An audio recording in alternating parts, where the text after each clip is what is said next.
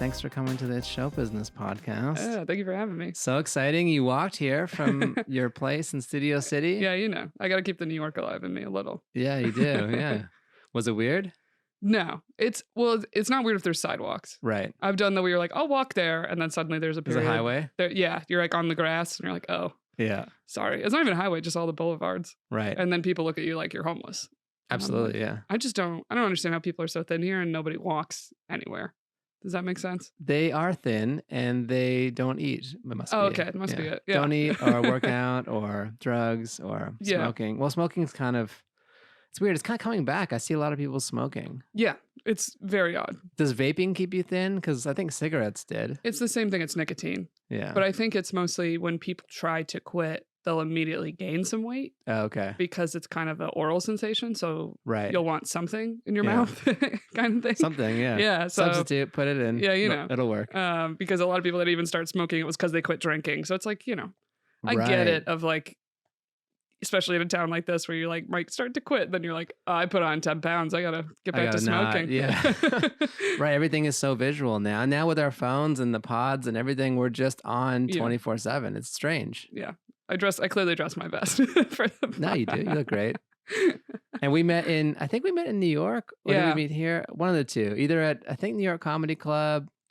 And then we changed info and you did Comedy Bunker as part of the Southland Fest, which was great. You were fantastic. Show. Oh, thank you. Thanks so much. Super fun. And now you're back in LA? I am. I'm back. I'm a bicoastal person now, which is crazy to me. Why? I don't know. I never thought I'd be doing that. Now I'm like, oh, you're one of them. Right. Like getting in there.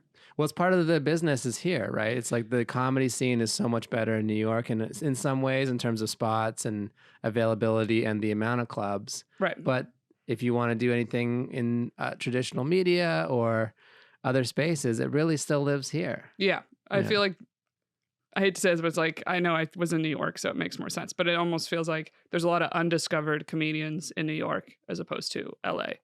Absolutely. It seems like if you're funny in LA, you get stuff a little quicker. Does that make sense? Interesting, because as someone who's out here in LA, it feels like that's the opposite. It feels like if you're just funny in New York, you get passed at clubs, you're moving up. Well, I think everywhere it's like there's thousands of comedians. So it's like if we're really doing it for a few years, you're like, oh, I know many people that are very funny who haven't gotten like one shot at anything yet. Right. So it's it's a crazy thing to like stay in. Yeah. When that's happening. I do like a lot of New York comedians hit me for the show when they come out here. And I can usually trust that like if they're friends with a friend or like I see them do that they're funny. Right. And that's like pretty unique to New York.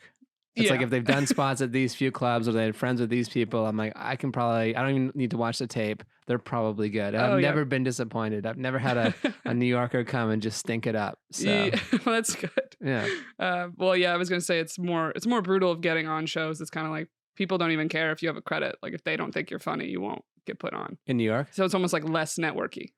Right. Granted, there are shows that do have some networking. They all do a little, but I think it's much less. Yeah, I think everyone always gets the out of town, like, okay, he's from out of town. We'll let him slide through, do a guest spot kind of thing. Yeah.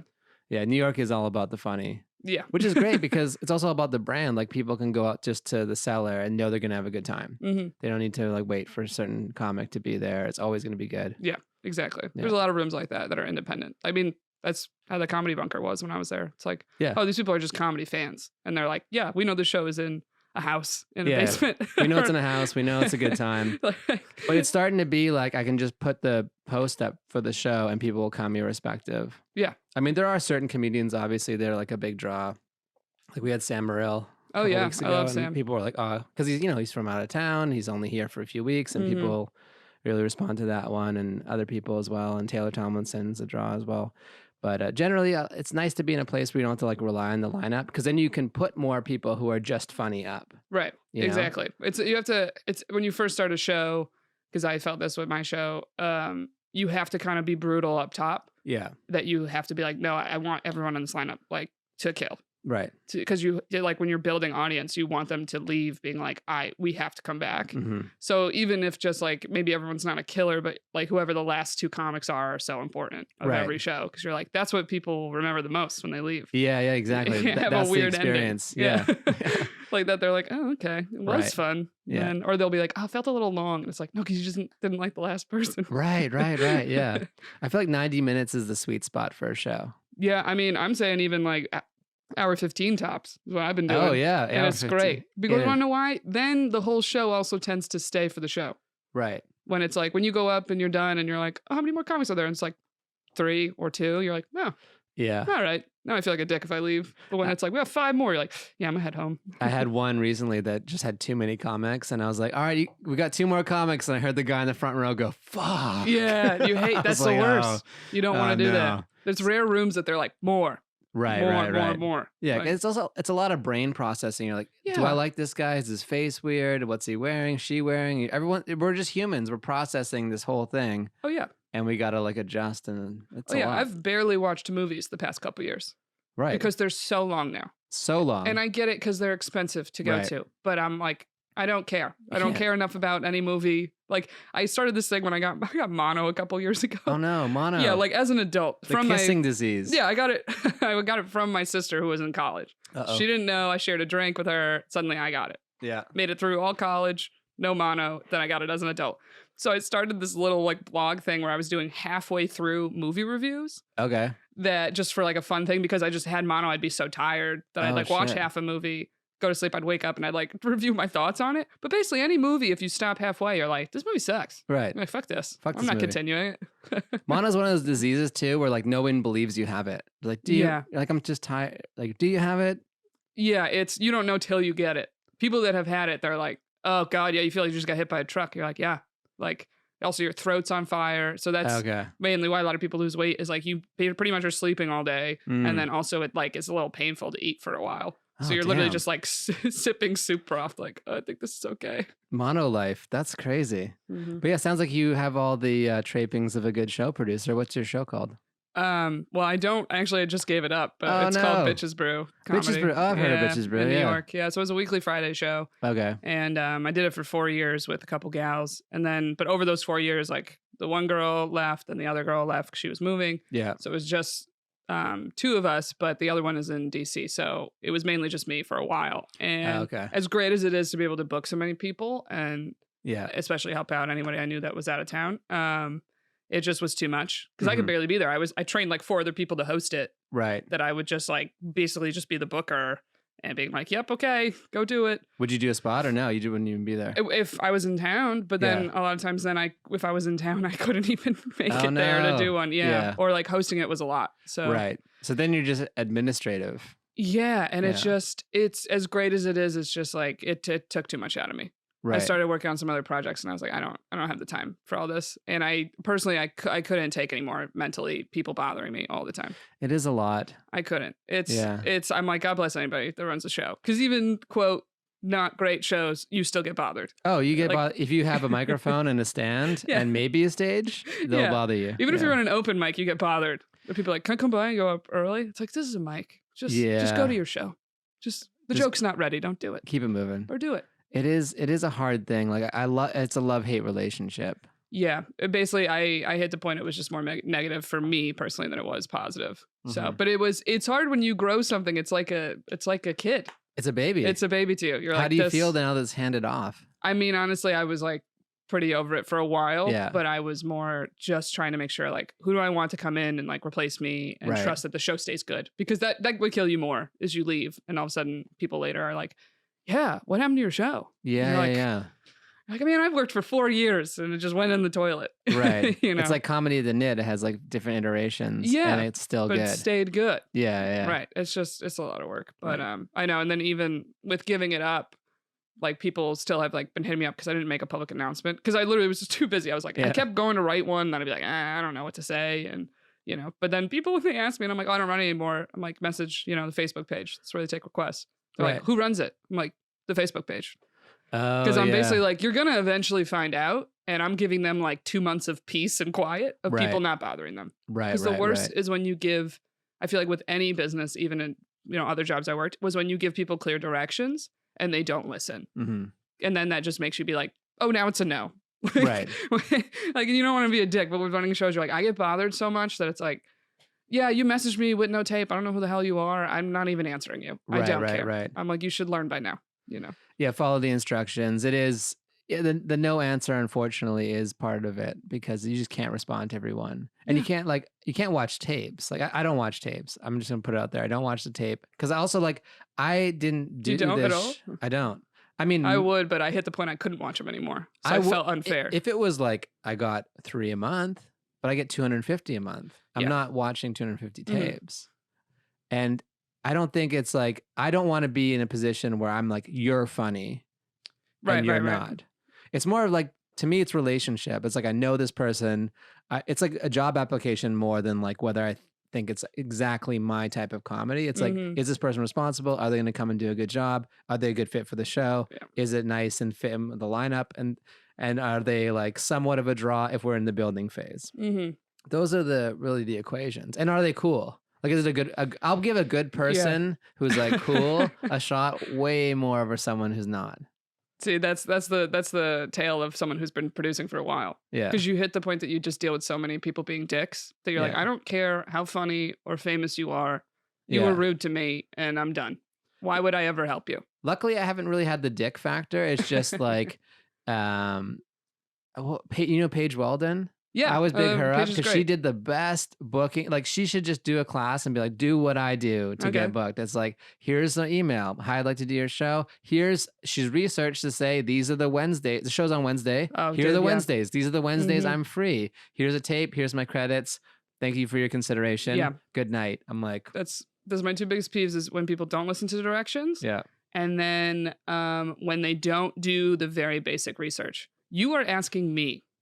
You want to do my show. Right. I shouldn't have to tell you the time, the location, the dates. I shouldn't have to do any of that.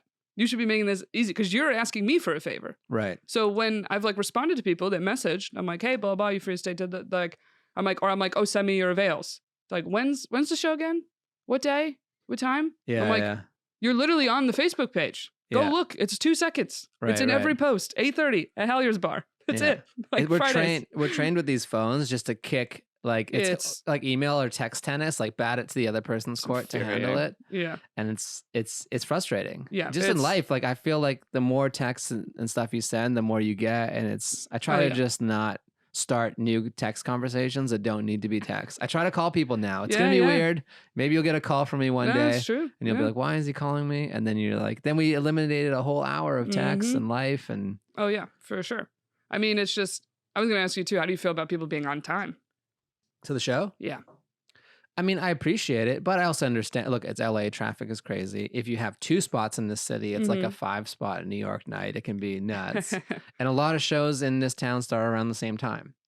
So like, I like it when people are on time, but if you message me, hey, I'm running late, it's usually no problem. If we have 2 types of shows. We have a lineup show, which is usually like 7 or 8. And then we have a headliner show. So if you're running late for the headliner show, it's harder because there's only 3 comics. Yeah. So the flow is kind of harder. But also, I think people like the hang at the show now, so they come early. Yeah. So once you've been once, people are like, okay, I get it. They try not to book another show and then like hang and it's a good vibe and stuff. That's such a LA answer to me. Why? People are just nicer and more patient out here. That was the other reason I was like, I need to leave. I was ready to like check somebody for no reason at my show. Really? Not really no reason, but it's the people that bother you and bother you and bother you. And then you finally put them on and then they're like almost like mad at wherever their spot is or they're late. And so I started doing, because there was one show that 3 people that were booked asked, right? And they were all booked. None of them showed up till a half hour late and didn't message, no warning, nothing. Right. So a host was there being like, it's 8:40, so it's already 10 minutes late. We got nobody. She's like, there's no comics here. Like, there was an open mic before. She's like, there's people I can throw on, but I'm like, there's not one comic there. Yeah. And it was like, and I was just furious. And then I had to go track down one guy. Because I was like, you don't know this dude, but I vouched for you. Right. I vouched for you hard. They didn't know you. You don't know that. But I ran it with 3 other girls. So I was like, I put my neck out for you. Right. You were going to be the bullet spot. So like I had to track down his number from a different friend. I text him like, where are you? Yeah. I don't get a text back till like midnight. He's like, oh, it's all good. I made it. Great show. I was like, no apology, nothing. That I'm like, it was just like this ungratefulness from people that it made me start to not like people. Yeah. For maybe a reason that wasn't fair. Cause I'm like, I'm with you. Of like, yeah, listen, if you got another show, you give a heads up. You're like, hey, I got this show. I might be a little late. Or like, can I go early? Can I go late? Yeah. Let me know. Right. But when the show is starting and I'm there and you don't feel the need to reach out to me in any way, you're not going to be on time. I hit the point where I would send the group message. I'd be like, this is your spot time. If you're not there, it's gone. Yeah. And guess what? Everybody would show up at 8:20. Right. The whole lineup. Someone's probably be 9:30, but they'd be like nervous. And I'm like, good. Yeah. Because I was like, I don't want to be the kick in the ass you need. But when you work a club, you have a spot time. And if you're not there, it's gone. It's gone. It's gone. Unless you're famous, it's gone. Yeah. Like they don't care. So I was just, because I was tired. I was like, I can barely be here. And then when I'm here, I'm not going to be sitting here waiting around or running the show longer than it needs to be. I'm like, no, this is the lineup. This is your spot. If that's not good, all right, you're not doing it. Like, I don't care. I give people exact times. I try to be, like, here's your time. Yeah. And we also run on time, which I like to do. I'm like 5 minutes, 10 at most if there's like just too many people. Yeah, ours, seating. it depends on the bar. Yeah. But it's the worst of when the room is packed at start time and it's just me. And I'm like, what am I going to just host till someone shows up? Right. It's like, I could. You don't know who you're bringing up. That is a skill, but like, where the hell is everybody? Yeah. Like, I don't know if I'm going to be up there 20 minutes. Just like, okay. I did have one of those recently. Who am I bringing up? Who's here? Yeah. And then like, I'm so-and-so. Okay, so-and-so's coming. He's great. You seen him on Conan. Get up here. Exactly. But it's especially like mine was weekly, which yours is too, right? Or no, it's twice a month. And then we'll throw in a third if it's like a special event or... Yeah, okay. But mine's weekly. So I was like, we get a lot of repeats. I'm like, I got to do like newer stuff most of the time when I'm there. Right. So I can go up there and do 40 minutes if I had to, but like most of the rooms heard it. Yeah. So it's like, what? I get a lot of repeats. That's why I do like 10 to 15 and 10 of it will be crowd and 5 is my new bits. And then I'll be like bringing up. And also my main priority for my show is the show. Like I'm not doing it for 15 minutes of stage time. I'm doing it so it's a great show because you lose people. You lose people, you know? Like you were saying, like if someone comes and they see a bad show, that's it. That's it. Yeah, They're why not would they come coming back. They're not. I mean, they have so many comedy options in town. It's like bad dates, man. It's like a you bad date. go on a horrible date. Why would you go out with that person again? Never. I mean, yeah, it's a big. You really got to have nothing to do. Or you got to have someone else be like, just give it one more chance. I know he's a good guy or she's a good girl or whatever. Now, even then, I'm like, nah. You're like, nah, I'm good. They're late and rude and bad. Nah. Yeah. And that's like Jamie Flam and I talk about this a lot. He started Dynasty. And he's like, just be cool. Like being cool is like so much a part of it. Yep. It's not the 80s anymore or 90s when you can be like the biggest asshole wins and you can have that. It's like because everyone plays in the same sandbox. Yeah. Well, there's just so many moves that I don't know how inside comedy we get on this podcast. $1 idea we're going to start right now. A message funneling system that takes any time you send a booker an email on any platform, it puts it onto like an iBooked or something. Oh, yeah. Well, that's Facebook Messenger and Instagram is merged now in a way. But it's not. If it's to you can merge it. It's clunky when it's merged. And then sometimes I didn't merge the show page. It's the, So yeah, that would be a great thing. Only book here, but no one listens. So it's all good. And you just started a podcast, which is... I did, yeah. Right? I have a podcast. It's called Shooters Gotta Shoot. So that's a sports phrase, but it's about dating and relationships. Okay. So I have a co-host, Molly DeMillier, who's funny and not a comedian, regular person. Oh, regular. So we don't get caught in comedy talk too much. We just did. Yeah, I mean, we always will. A little. Because I compare a lot of dating stuff to comedy because that's my life. Right. Yeah. And my work. So, but my half of the podcast is dating with herpes. So that's my half. And then Molly's like half quote baggage is her family was very, very tight and her sister like doesn't talk to their family anymore. So her thing is kind of navigating like, do I really want marriage? How do I navigate like talking about weird family stuff and relationships? And mine is how do you navigate like basically anything with herpes? So. Right. And that's becoming more mainstream too. Like a lot more people are talking about it.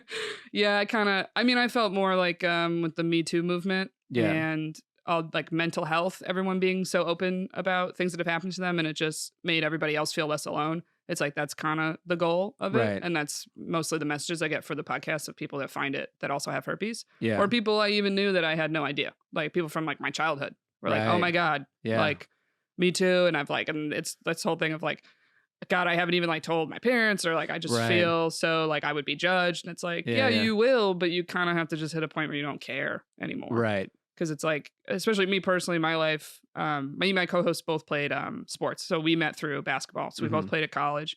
And so that's like where shooters got to shoot comes from. It's like, we were always, we were always trained, you know, in life and in sports, it's like you have to go after what you want. You have to put the work in to get what you want. But then when it comes to dating as a woman, you know, in the straight hetero world, they're like, you are supposed to sit and wait.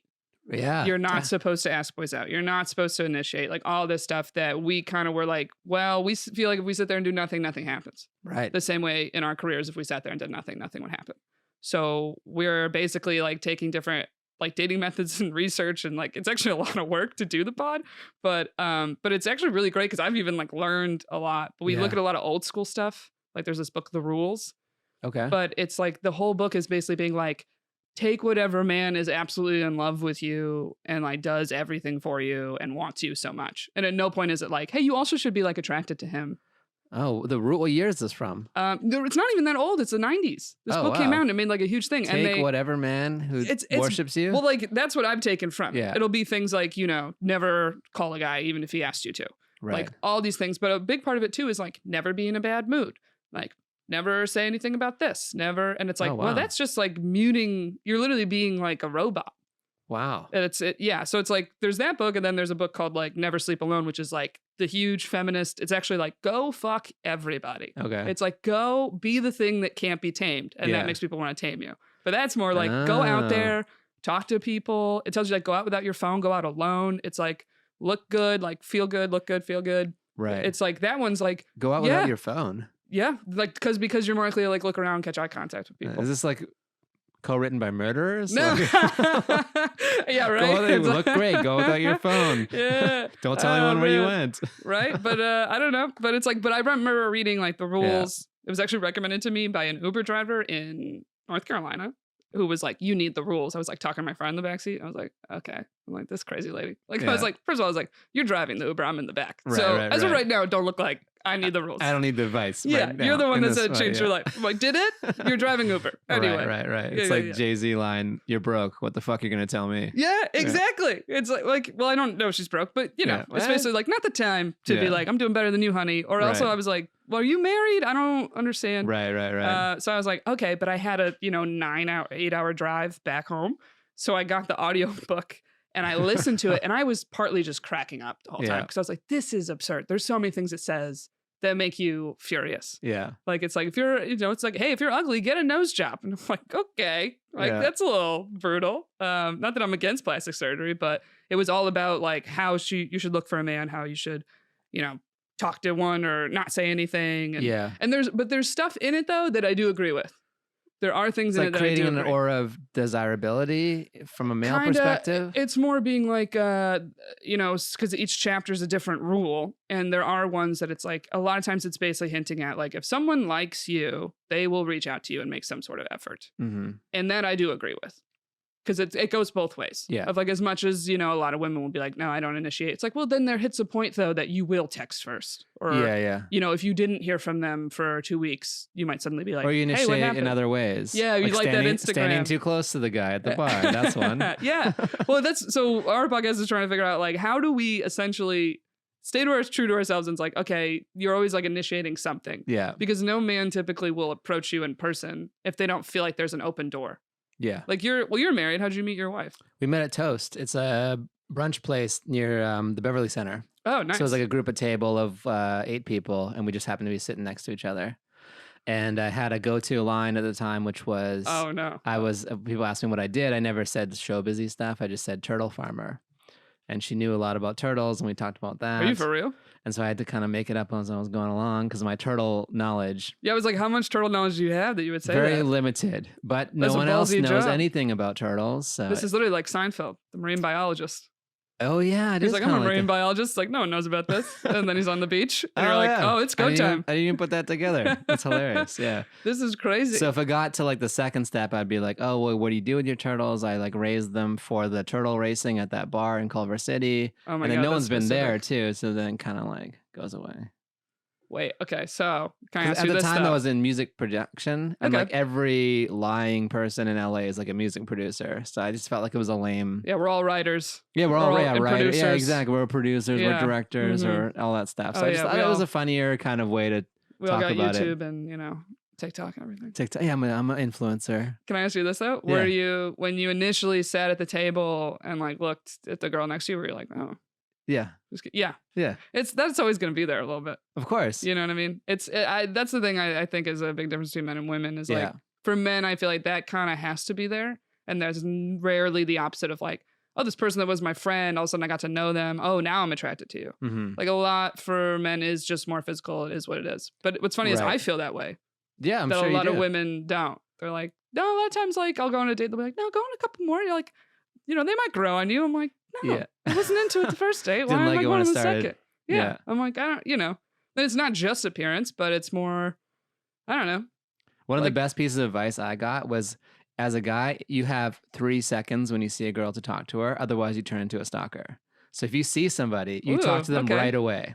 If you can't like linger and come around at the bar, no, you missed your shot. Interesting. So if she catches your eye, you want to talk to her, start right away. And it works out way better. That was like... Yeah, because you don't overthink it. You don't overthink it. Mm-hmm.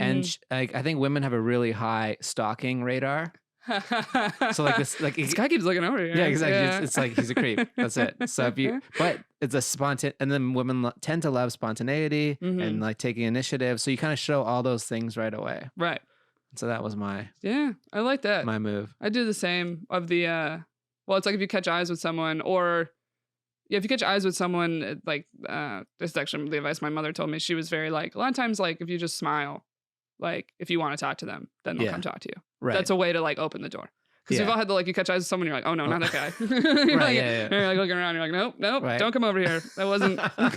Too late, he's coming, shit. Yeah, but also, even just with, like, openers or talking, it's the easiest way is, like, side comment of, like, almost like if you overhear something they say, or even the thing of, like, if you're like standing there trying to order and the person next to you is like a cute girl and she's like also like, why isn't this bartender looking over? And you're like, dude, I know, right? How long have you been standing here? Like something like that bonding, is just opens it. Yeah, that already sounds good. Yeah, right? It's easy. But I think ultimately a lot of times it's like, just say hello. Yeah. Because it's like, you'll know within like 20 seconds if they really want to talk to you. Oh, absolutely. Yeah. Because we all had that where someone's like, hey, you're like, hey. And that's usually just physical. Yeah. It is just physical. So, it kind of hurts if you do get rejected. Right. But, you gotta shoot something. Yeah, you miss 100% of the shots you don't take. Exactly. Yeah, so if you're not out there shooting, you're not gonna make it happen. Wait, can I ask how did the brunch end?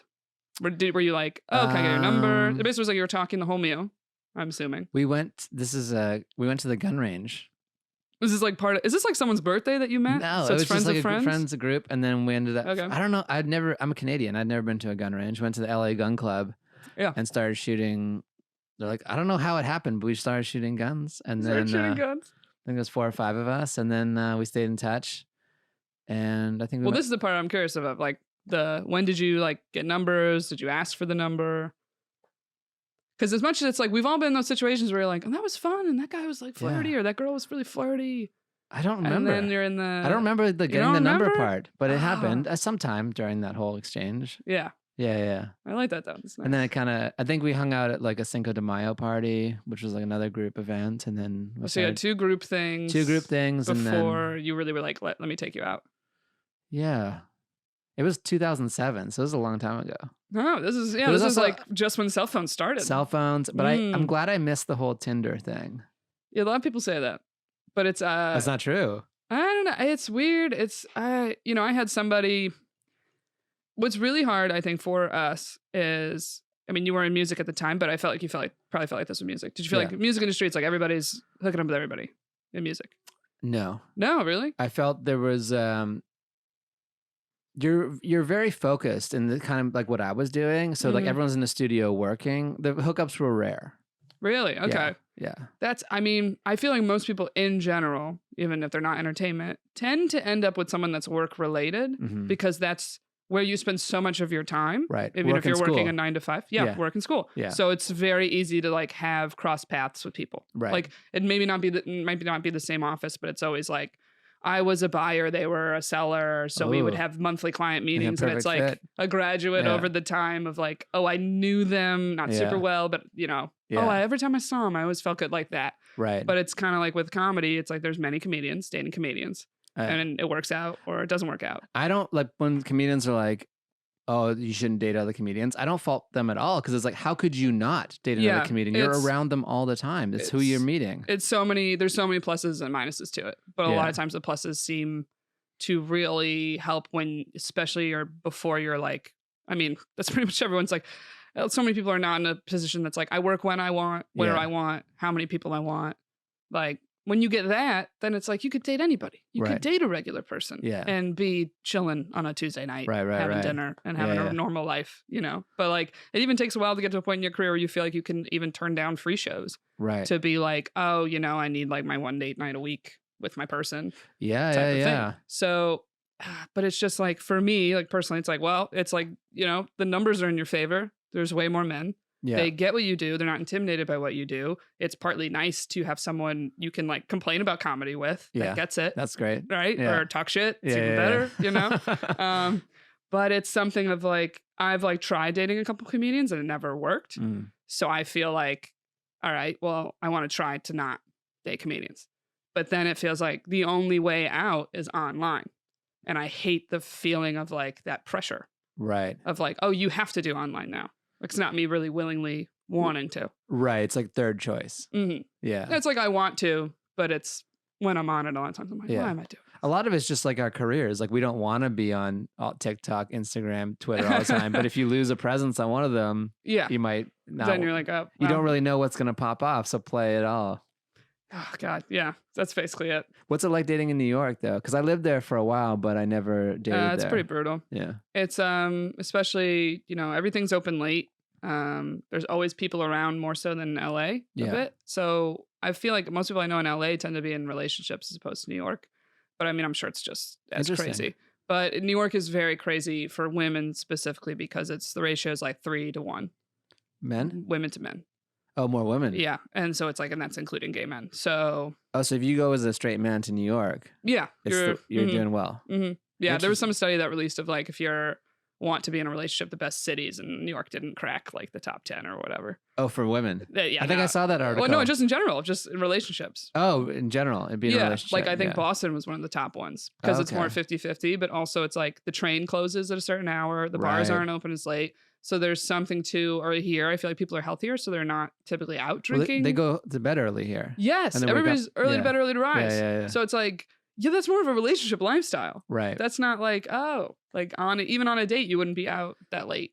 Yeah. Or like, I feel like more, I've never really dated here, but LA's variability of what you do in your life is very consistent because everything new is a real big choice. It's like, okay, wait, I have to drive this other place or call this other like in New York, it's like things can lead down a rabbit hole. You're like, what happened? Oh, this crazy night. I did this, and that. That doesn't happen in LA that much. Well, it's just, I feel like online, the hard part about it is it's like there's two ways to do it. You could either go quantity of just like, I'm just going to go on as many dates, whatever. I'm bound to like somebody, feel a connection with someone, right? Or there's quality of like, I'm only going to go on ones I'm really excited about. Right. And someone I've actually like talked to or maybe did the phone call first or 6 foot and higher.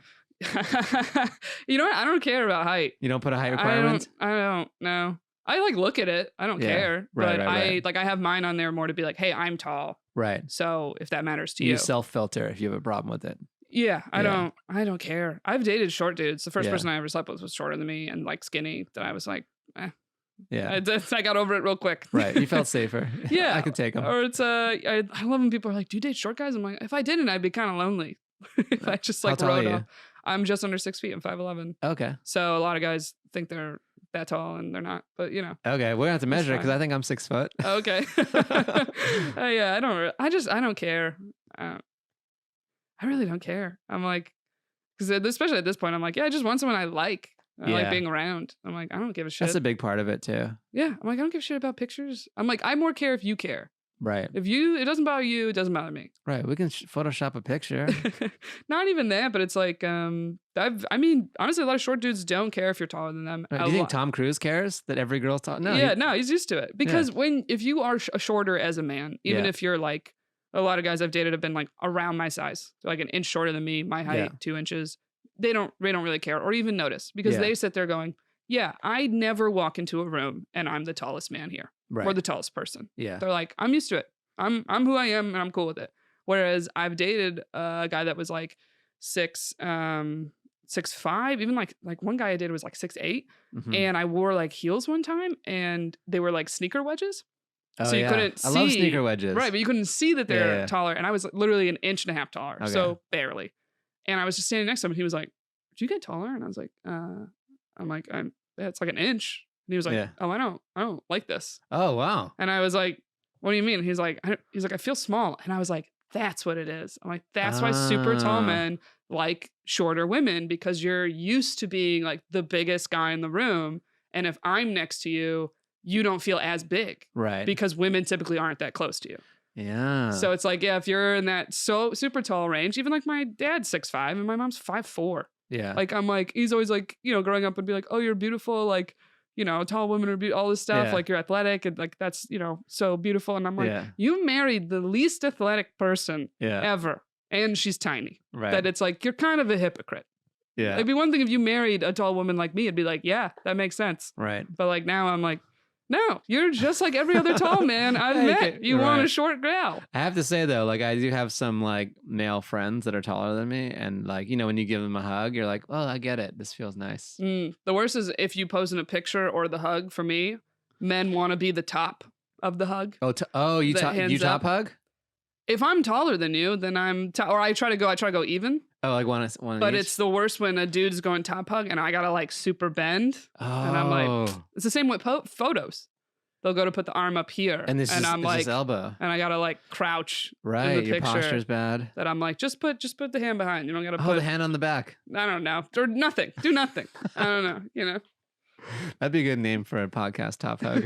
Top hug. Or an album. I want to be the top hug. Yeah, And then, so what was like the business decision for you to podcast? Was it like, hey, I think it's going to help my draw? Am I just really interested in this subject? Both. It was something that I was like, even just personally kind of like struggling with, that I was like, well, I guess it will weirdly be a little bit like therapy in a way, or like a weight off. It is therapeutic. Yeah. Or for me, it kind of was it's weird to say, because I podcast with someone I'm close with and we're good friends. So I was comfortable talking with her about it. She already knew, but it almost was an easier way for me to tell a lot of people that I was somewhat close with, but just wasn't that close. Right. Type thing. Like, it kind of was like, all right, Band-Aid off. So that was really nice. Public knowledge. Yeah. And then basically I was going on one of my good friends' podcasts, Love for Young Daddy, a lot. And they kept requesting me to come back as like a guest with him to like read emails and questions. And it's a dating podcast. So I kind of was getting some followers and stuff from that I was like, oh, okay, I guess like I am not bad at this. I was like, all right, let's do it. And it's just, honestly, it also is just so nice to put energy into something that isn't just stand up. Right. So that, excuse me.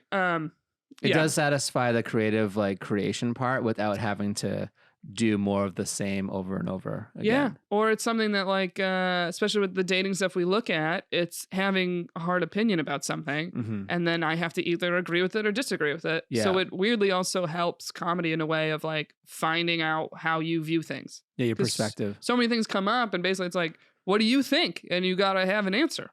And there's not a pressure to be funny, so you're just giving the raw answer. But then sometimes it is funny. You're like, oh, there's something to that. It is weird how in this life we're kind of like, everything is a wedge issue. Are you this or that?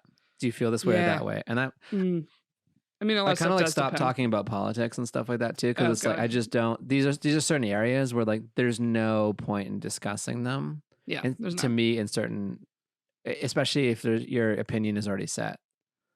Yeah, I mean, the big thing with politics, I feel like has been forever, is like you can't really talk to somebody that doesn't agree with you. Right. And that's how it's by design now. Yeah. Now it's even more so than it was before. Like, it used to be, actually, I did some Catholic school fundraiser in a gym recently, and I was in the bathroom and a bunch of moms were in the bathroom chatting.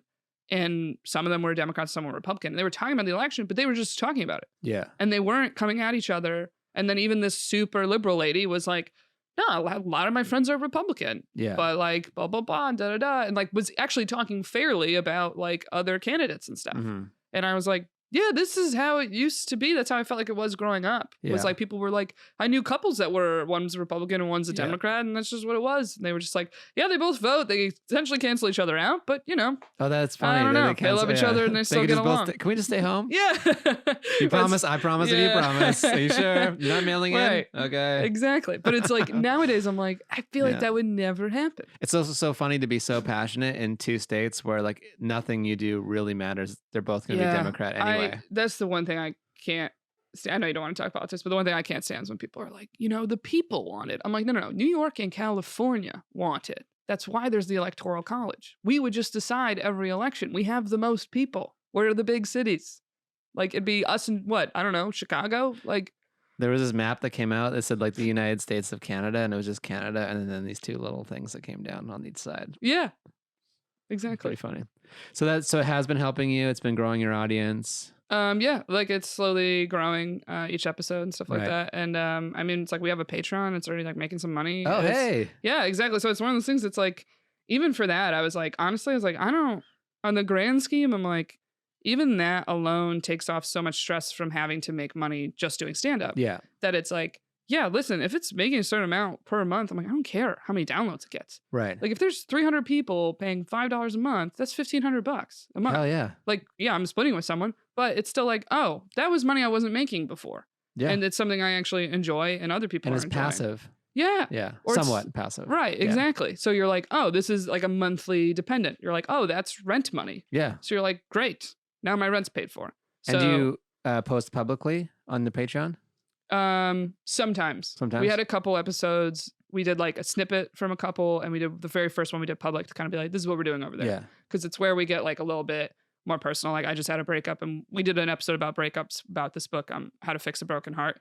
So we like researched that and talked about the tips from that and all this stuff. So I talked about it vaguely, but I didn't like really get into it. Partly because I was just like sad and not really ready. Yeah. So then on a Patreon, I like more talked about it and like actually did like cry a little bit type of thing.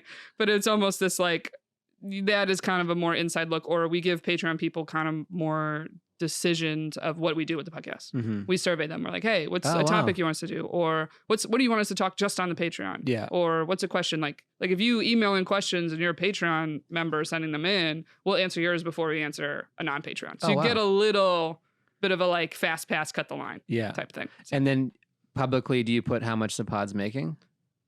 The Patreon you could look. Yeah, but do you post, like you have the choice as a Patreon producer to put like, hey, the pod's bringing in this much per month, or hide it?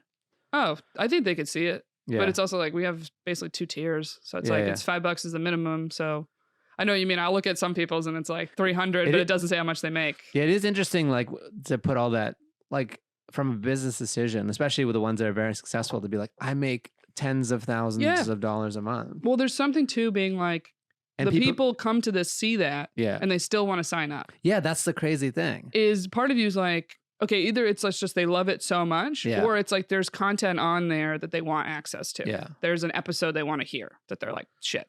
It's on there. Yeah, because it's like I had the guy I was dating, I actually had on a Patreon episode. Oh, wow. That we had a thing of the podcast called Don't Name the Puppy, which is you don't give someone a name till they're officially your boyfriend or girlfriend. Oh. It's like a jinx. So he had a nickname, Eggs Benedict is what we called him, because we went on a brunch date for our first date. Eggs Benny. Yeah, right. So we had him on, and even then we didn't like name him, but it was a thing of like, we keep hearing about this Eggs Benedict. Yeah. So like that was an episode that all of a sudden like 6 people signed up. Right. And then did you title it Eggs Benny and Erica? Yeah, Eggs Benedict on the pod. Yeah, basically. And then it's like Sex in the City, Mr. Big. Yeah, it's basically what it is. Yeah, because it's never. Did they ever say his name in the show? I think they did it at some points, but it was to her he was big. Oh, okay. That's like just always what she called him. Right. But and then like the breakup one, I had people sign up that really wanted to hear me cry. Which is so voyeuristic. It's a weird thing. I did cry publicly on 1, maybe 2 episodes, a little like that choked up of obviously we had an episode like I shared the story of like getting herpes and dealing with that, and obviously I got like choked up with some parts of that, and same with my co-host with talking about her sister. So yeah, it's something that it's almost like, but we're both the type we hate crying. So now we're almost like, you know what? If we're going to cry, it's Patreon. Patreon only cry. Patreon only. You want to hear us cry. It's just the logo of Kleenex. And well, there's also something too. We've started mascara. having guests. And when there's a guest in the room, I'm fine. Right. Like I guess it's like, I'll say like open and raw things, but I won't crack. There's something in me being like, no, you're not going to cry in front of this person. Yeah. You know what I mean?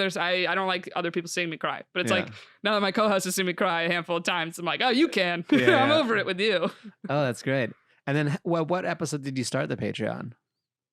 Day one, we had it available. Oh, wow. Yeah. So the first week we released like 3 episodes. We did like one Wednesday, one Thursday, one Friday. Yeah. To kind of just like build a little momentum. And then that very next week we did a Patreon that was free and like anyone could listen to it. So it also is like on iTunes if you want to hear it there, or Apple Podcasts. And basically to be like, hey, this is kind of the stuff we talk about there. So it's less of like the research things that we do live. It's more the like kind of more personal stuff, and things like that. So it's kind of like, it's like quote the juicier things. But even that, we're like surveying, we're like, do you want us to just do an episode like we would a regular episode? Yeah. But it's so hard of like, we'll research stuff and so many things. We're like, this is so great though, that you want to like share it with the world. Yeah. So it's almost, or even for me, it's kind of nice to be like, no, my real personal stuff, you got to pay. You want that info. Like, because everyone puts everything out there and I'm like, there's some stuff that I'm like, I'm almost like, if you want to know, you got to pay me $5. Yeah. No, that is a really good approach because it makes people like, you're being open and transparent and you're also giving them something that's like special. Yeah. Or there's something too, like I've listened to certain comedians on podcasts that are the type that I'm just like, oh, they're never on podcasts. Right. That I'm like, oh shit, they're finally on one. And I'm like curious to get to know them. Right. In some way. That's like, sometimes there's that too. Yeah. So. Even when you have your friends on, it can be weird. It's like you end up talking about things in a different way. Yeah. It's like, there's nothing else is happening except where we press record, but there's like a slightly different tone always. Yeah. It's like a produced tone. Even if it's like limited research, you're still like just adding that little bit of extra performance. Oh, for sure. I mean, I keep like checking my posture. I'm like, yeah, I do too. You get posture straight up, and I'm like, oh shit, her posture is great. I gotta move. And then I gotta move this up. I keep messing up my posture. Anyway. And how long have you been in New York City? I'll be 7 years in October. What? I know. It's something that I'm like, I remember hitting 5 and like just making little posts. I was like, oh, 5 years in New York. Like, had a hell of a time. But it's just like, oh my God, I can't believe how long I've been doing comedy. I remember being the person that was like, I'm like a year or 2 and meeting people that were 5. Yeah. Because they'd be like, how long have you been doing it? Like a year or 2. And they'd be like, oh, fuck you. They're like, I remember how fun it was. Right. That is, I'm going to say, I miss sometimes the days that it was like the open mics, just mics. Yeah. And running around the city with like a couple friends. And then once everyone starts getting booked, you like don't see your friends anymore. No, your friend circle constantly shifts and changes. Yeah. Or like a lot of people quit. So a lot of my core group that I started with quit. Really? Yeah. I haven't seen anyone my quit. main friends don't do it anymore. No one in LA quits anything. Really? Yeah. I mean, a lot of times if anything, I give them a lot of credit to quitting. That's something you talk like business. It's like, even like running that show was like, I knew it wasn't good for me anymore. Right. And it's hard to walk away from stuff when you've put so much time and effort into it. And same with like relationships. Yeah. Like, it is a lot like relationships because it's like this S curve. It's like you're trying to get on like the next one. And when you're trying to jump like from, let's say, single to married and all married to have kids. And if you're doing it right, it should feel too early. Really? Like, that's because interesting. With your show, it probably felt like, you could hold on to it longer. Yeah. It wasn't the end, but you got out before it was the end. Yeah. Just like being single. It's like, I mean, I got married kind of younger, but it's like, you kind of have to strike when it feels scary. Otherwise you miss the on-ramp in a way. Oh, okay. I like that's this my theory. theory. That's my theory. I feel like that's especially with jobs. I feel like that's most men. What's that? I feel like that's most men. I think a lot of women feel more ready. More ready? Yeah. Okay, that could be the I think case a lot as of guys, it's like a little convincing of even the like, God, even the guy I was just seeing, he was never my boyfriend. Right. It was exclusive. Yeah. It's like when you just were like single to married, I was like, well, hey, I was like, blah, blah, blah. I was like single. It's like single to like more than 3 dates. Right. Then to exclusive of just, oh, you're not sleeping with other people. I'm not sleeping with other people. Yeah. And then official title relationship thing. And then even then there's like all these other little steps. It's a lot of drop down menus. It's well, for you, you're just like, single to married because you've been married. Right. Like someone like me, well, I'm like, actually, yeah, I've been married in LA longer than single. So that's wild. It is wild. I mean, I've spent the majority of my life just single. Like my last official boyfriend was high school. Okay. And then I had 2 exclusive things. That's like, this feels New Yorkish and also generational. Yeah. But you can apply the same theory to jobs. Like they say, when do you start looking for your next job? The day you get your job. So the day end is when you should start getting. Otherwise, you can get like caught in a cycle. Yeah, or more look at the company of, can I really move up here? Yeah, can I move up here? It's the same thing. Yeah, and like what it makes you kind of plan for that next step, which is scary. You know, everything that's like a big step in your life is always scary. It's like, I'm moving a house, I'm moving this, I'm LA to New York, you know, New York to LA. You know? Yeah, man, I got 2 rents now. It's probably in your future. Yeah. Oh, you have 2. So you're you're both. literally bicoastal. I'm bicoastal, yeah. Oh, I rent a room out here now, but it's like, and they're both cheap rent, so it's a regular rent payment for someone, but it's like, yeah, but the cheap rent was what was making me be able to do comedy full time, basically. So it's like I have a couple other odd jobs that I'm just like, and I mainly get paid on the East Coast for comedy. So it's like I just have to like double down on that when I'm on the East Coast. Yeah. So it's something of like, I think also that's part of I was talking to you before we started, of like I felt that LA loneliness for the first time. Okay. But it was because I started having 2 rents. In New York, I'm just jam busy all the time. Because it's like I'm either working on comedy stuff or I'm working a job that makes me a little cash, whether it's like babysitting or, you know, I dog sit for my old boss and do random like stuff for her when she needs help. So it's like you juggle all this stuff and I'm just busy. And then you come out here and I basically had like 2 days. I didn't have a show, didn't really have any plan because I was too busy in New York to even like set up stuff with friends of like, oh, let's get dinner, or what are you doing this night? Or do you have a show? I'll come by. Like that all of a sudden I felt that like, oh my God, what am I doing? Yeah. Like I was like, you're out here and you're renting a room here and you're not doing anything. Yeah, it's a pressure like, because LA, you live more in one day than a whole year here almost. Yeah. You're doing things. I haven't done that every dog walk. I was like, what? I haven't done any of that ever. Yeah, right. It's just, I know. It's tough. Yeah. But it's part of me is like, hey, you have nothing to do. You can create, you can write, work on jokes, listen to sets. Like, but there was something in me just getting. But it's nice out. Anxious. Yeah. I know. I literally called like old friends that I hadn't talked to in a minute just to be like, just talk to somebody. Oh, yeah. Because I feel like it's very hard no matter where you are to be social and essentially like not depressed in a way and be money conscious. Right. So that's really the hard part is like, yes, I can swing the both rents, but I have to be very cautious of my money everywhere else to do so, which is fine. And I know I can do it, but then that's what I was mentally feeling out here. Right. And that pressure to be social, and everything in New York and LA is out, spend money on drinks and food. Yeah. Because it's even the thing of doing work in my room on my desk. First, I just go get a coffee at a coffee shop and do work there. There's something to like that atmosphere that is more productive and I like it. Yeah. But then it's like, okay, well, you have to budget now for buying this coffee and tipping $1 because you're going to sit there for 3 hours. Right. Excuse me. Yeah. And that's $150 a month. Yeah. Right. So all of a sudden you're like, oh, there's an expense I didn't really think about. Yeah. Type of thing. So, but that's, or even, you know, it's even just like the sushi is amazing out here and like. Amazing. So when I'm out here, I'm like, I just want to go get sushi every day. Yeah. And even if I am by myself, it weirdly feels social. You're just out and there's people around sitting at a sushi bar. You're like, all right. Cool. Yeah.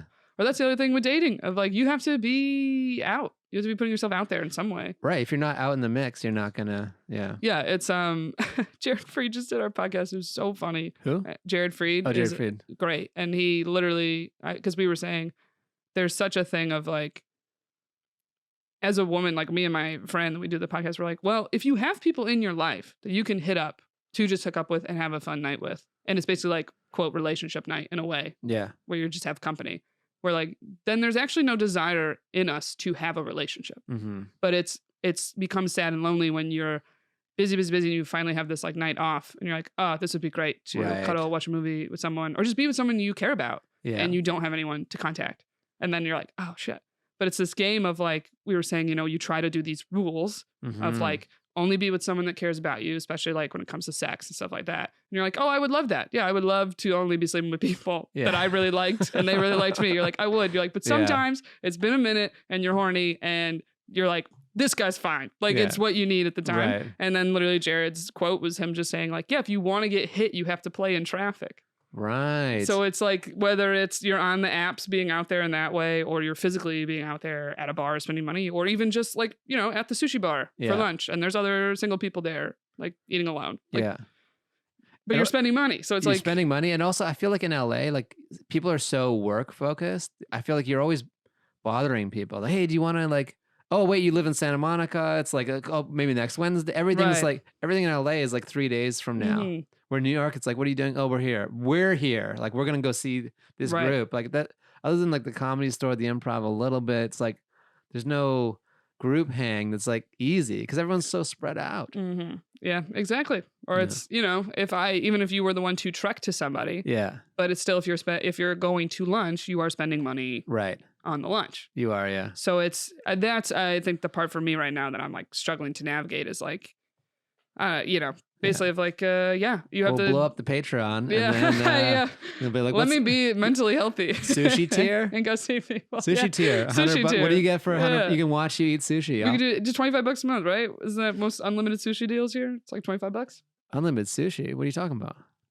A lot of places will have like a lunch deal of unlimited sushi, but it's like you pick what you do, but you have to like eat all of it. So there's this thing of like you can't over order because then you get charged. I've never seen that. Really? Yeah. Oh, there's a handful of places that have it. It's great. Here? Yeah. Mm-hmm. Oh, wow. It includes like seaweed salads and stuff. So if you don't eat it, they just leer over you until you finish? Well, basically, if you don't finish, I don't know how strict they are on like a salad if there's 2 leaves, but like if you buy a roll and there's like pieces left, you get charged something per roll. That is actually really smart. But so it's like you can't over order, but a lot of times it's like you end up just saving about like $6 if you order what you would have anyway. Right. Type thing. So yeah, I did that once fresh off a flight, like not eating all day, early morning flight, and I like definitely over ordered, and I was like, oh shit. I was like a little in pain, but I was like, I am not getting charged extra for these rolls. Because you can't just, I mean, I guess if they charge you extra, you could take it home. I've never seen someone take home sushi though. That feels weird. I've never seen that. You're like, raw fish? Sushi's a thing that's like when you're done with it. You're like, get this away from me. It's raw. I'm going to trek home with this raw fish in my car. That's gross. Feels like a real gamble. Yeah, it's already a gamble at the restaurant, and now you want to do it. Well, let's. I think this is a great place to wrap it up with how we wrap up the pod is usually like a goal for this year. We're very goal oriented. We want people to achieve their stuff. You seem like you have a lot of stuff on the small goals on the burners, so it should be easy for you. So, what are some of the things you want to achieve this year, 2020? Are they like financial goals? It could be financial goals. We had Dave Waite do like I want to quit smoking. Anything that would improve you and help you achieve your goals in general. I have, I'm on the like brink of a late night set that I'm like, that's for sure. Love it. This year, I'm like, that's okay, a classic. I want it. That's, as much as everyone's like, does it really help you in comedy? It's like, fuck off. Just, I want the thing. Okay. Give me the thing. It's an award. I'm like, it's a thing that will make me do it for another 5 years. So right. Yeah. Like you need little wins sometimes. Oh yeah. Major little win. And that's a big win. Right. Exactly. But it's like, before it would be just getting booked on a really good show. And now it's like late night set. It's a thing. So for this year, late night set, and I guess more business goal would be if my podcast makes enough money that it covers one of my rents, will be such a like weight off my own shoulders. I love it. What episode are you on right now? 22. You're episode 22 here. 22. Oh, no shit. Oh, look at that. It's kismet. Oh, hell yeah. Perfect. What about you? Do you share a goal? I do. I've shared them a lot, but I think for me, I want to, late night, I want to try to record an album and I want to grow the pod. The pod to me is such an interesting business experiment because I always run into other podcasters and like, are you doing this? I'm like, no, I didn't know. Yeah, like it's unlimited landscape of possibility and promotion. Like I just started clipping and captioning things for Instagram because someone's like, you're not doing that? I'm like, no. Oh my God. I did too, but I don't do the filming. Okay. So people are like, I'm like, oh my, it's just me. I'm a one-person operation. I'm a one-person operation too. But like, you start, you know, like we started just audio. And then I was like, let me throw up this old handy cam I had. And it looked terrible. So like, let me grab a camera. And then I was building. And then you're like, hey, let me paint the wall behind you. It used to be this weird green. Yeah. And then we got good mics and stuff too. Got good mics now. So your setup is nicer than mine. Let me tell you that. Thank you. So you'll make money. Yeah, so it's coming along, but yeah, I haven't started a Patreon, any of those things yet. And that was something a bunch of people were like, no, just build it. Don't. I was like, fuck it. I'm like, it's up there. You want to support it, you can support it. It's smart. I was like, why not? And it's like we have 44 people on there. But it makes you start thinking about what your Patreon strategy is. It's way better to shoot and then or even to them, you're honestly being like, what do you want us to do? Do you like what we're doing on this Patreon? Do you want to keep it like that? Or do you just want like whatever episodes we're doing, just do an episode like that? Or I know like I think like Taylor Tomlinson's podcast, they get a lot of fan emails. The Patreon is pretty much them just doing fan emails. Yeah. Oh, that's a good one too. It's like, okay, they don't have time on what they do for their regular pod. Yeah. Or it's like, we could, but it would be 2 hours long and nobody wants that. So it's like, all right, the Patreon, I think for theirs is just fan emails. And they do 2 a month. So that's like, we're also like, we're 2 a month. And once we hit a certain money goal or number of people goal, so it's 100 people or $500 a month, we'll do one every week. But it's something that's like, guys, we're already putting so much work and time to this that it's like, if you want more, it's like we need to be making some money. Support. Oh, that's a really good way to ramp up the engagement of people. Oh, that's smart. People tend to like things though that are more fun. Yeah. Like, I know Giannis and Krista Stefano have stuff that it was like, Giannis will dress as Sandy from Grease and karaoke the Summer Nights song or something. Like, so they're doing more ridiculous stuff, but it's like something. People, you have to give them something to want. So as of right now, we're like extra episodes a week. And then like I think another goal is like having like my parents on. Oh wow! And talking to them about like finding out the news of like herpes and stuff like that. Oh, that's gonna be a big Patreon if it happens. But it's something I didn't really get their consent on that. I gotta talk to them. I gotta be like, listen, we'll pay you. Right.